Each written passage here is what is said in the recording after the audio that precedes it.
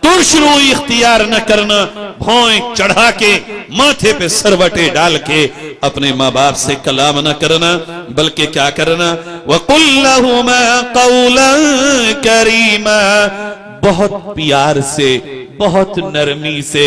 بہت آہستہ سے، بہت چنے ہوئے بولوں سے جو ان کو خوشی دے سکیں ان کے ساتھ ماں باپ سے بات کرنا۔ اور پھر جب بھی انہیں تیری ضرورت پڑے وَاخْفِضْ لَهُمَا جَنَاحَ الذُّلِّ مِنَ الرَّحْمَةِ، تو ان کے لیے دوڑے چلے آنا،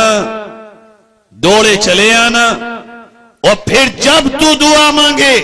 وَقُلْ رَبِّ ارْحَمْهُمَا كَمَا رَبَّيَانِي صَغِيرًا، اپنے ماں باپ کے لیے بھی یہ دعا کرنا کہ اللہ جو